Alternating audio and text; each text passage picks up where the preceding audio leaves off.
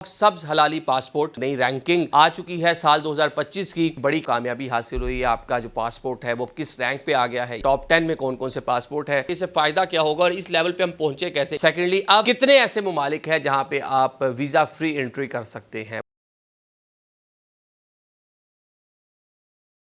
अस्सलाम वालेकुम नाज़रीन, मैं हूं आदिल निज़ामी और आप देख रहे हैं मेरा डिजिटल चैनल। नाज़रीन, आज का व्लॉग सब्ज हलाली पासपोर्ट, सब्ज पासपोर्ट के हवाले से, उसकी इज़्ज़त के हवाले से सियासी जमातें दावा करती रही हैं, मुख्तलिफ जो हुकूमतें रही हैं कि इसको बाइज़्ज़त पासपोर्ट बनाएंगे, लेकिन उसमें एक बड़ी कह लें कि आपको कामयाबी हासिल हुई है। आपका जो पासपोर्ट है वो किस रैंक पे आ गया है, ये आज के व्लॉग का हिस्सा होगा। सेकेंडली, अब कितने ऐसे ममालिक हैं जहाँ पे आप वीज़ा फ्री एंट्री कर सकते हैं, वो कौन कौन सी कंट्रीज़ हैं जो आपको वेलकम करेंगी, ये सारी चीज़ें आज के व्लॉग में शामिल होंगी। सबसे पहले जनाब, आपको मालूम है नई रेटिंग, नई रैंकिंग आ चुकी है साल 2025 की। जो टॉप 1 दुनिया का पासपोर्ट है जनाब वो सिंगापुर का पासपोर्ट है। दूसरे नंबर पे जापान और जनूबी कोरिया दूसरी पोजीशन को शेयर कर रहे हैं। थर्ड नंबर के ऊपर डेनमार्क, स्कैंडिनेवियन कंट्री है, यूरोपियन कंट्री है, उसका पासपोर्ट है। उसके बाद एक लंबी फहरिस्त है, दो चार आपको बताते हैं कि टॉप 10 में कौन कौन से पासपोर्ट है। फिनलैंड है, फ्रांस है, जर्मनी है, आयरलैंड है, उसके बाद जनाब जी स्पेन है, इटली है। ये वो पासपोर्ट हैं जो ख़ास दुनिया के मजबूत पासपोर्ट समझे जाते हैं।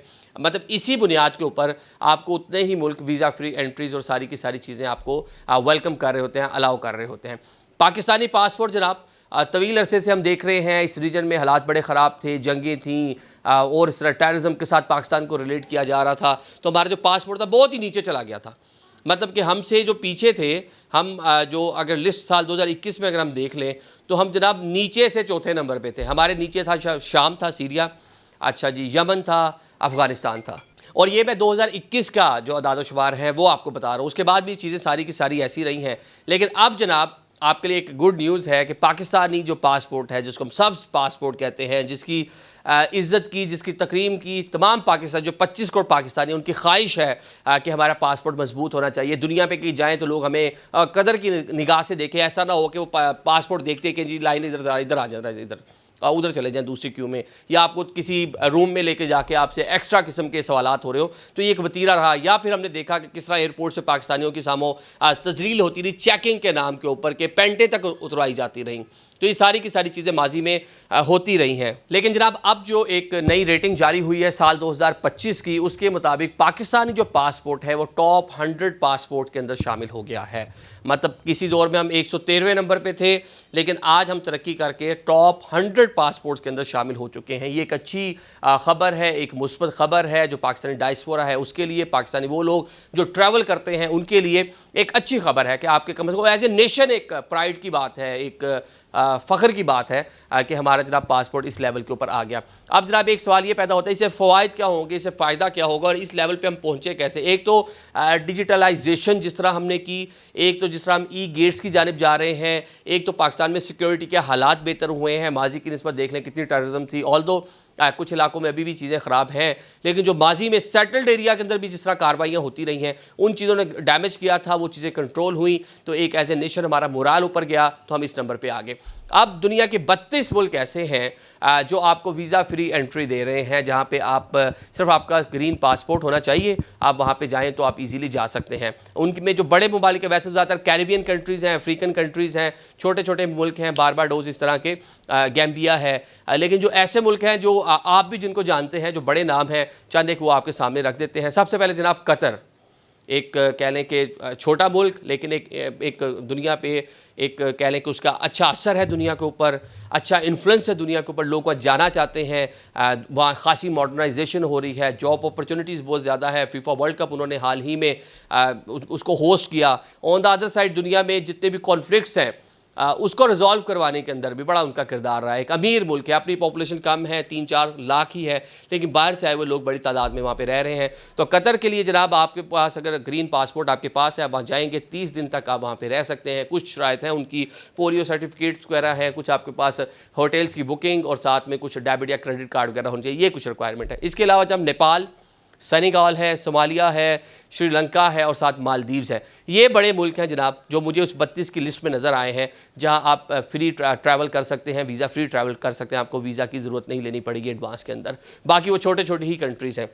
अब ये सारी चीज़ें हुई कैसे हैं, आपका मोराल बुलंद कैसे हो गया। हाल ही में हमने एक व्लॉग किया था लोगों, क्योंकि हर बंदा एज ए नेशन तो हम सोचते ही नहीं ना, हम एज ए कौम तो है ही नहीं।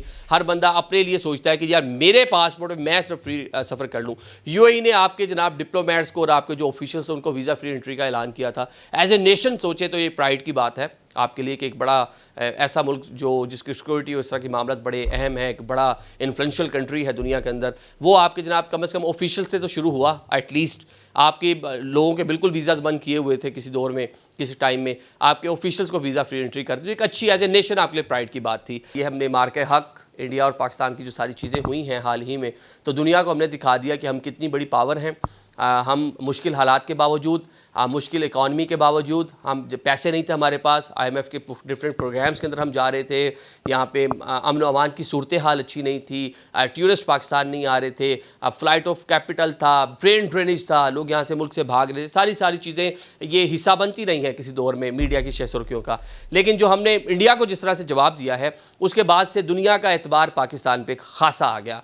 जितने भी GCC कंट्रीज़ थी, गल्फ़ कंट्रीज़ थी, वो भी, उनके भी हम ब्रदर इस्लामी मुल्क हो गया। ये ईरान वाले टाइम में भी आपने देख लिया किस तरह तशक्कुर, पाकिस्तान तशक्कुर की बात हो रही है। दुनिया के 3 बड़ी जो पावर्स हैं, अमेरिका वो डायरेक्टली आपके साथ राब्ते में आ गया। किसी टाइम में यहाँ पे प्राइम मिनिस्टर थे खान साहब, उनको एक कॉल नहीं आती थी और इस टाइम वो आपके आर्मी चीफ को बुला के मिल रहे हैं। हर दूसरे दिन मार्को रूबियो जो सेक्रेटरी ऑफ स्टेट है वो प्राइम मिनिस्टर को फ़ोन कर रहे हैं, JD वैंस फ़ोन कर रहे हैं। तो ये आपका कह लें कि आप ऊपर चले गए ना, आप अपलिफ्ट हो गया, आपका जो लेवल था इस रीजन के अंदर।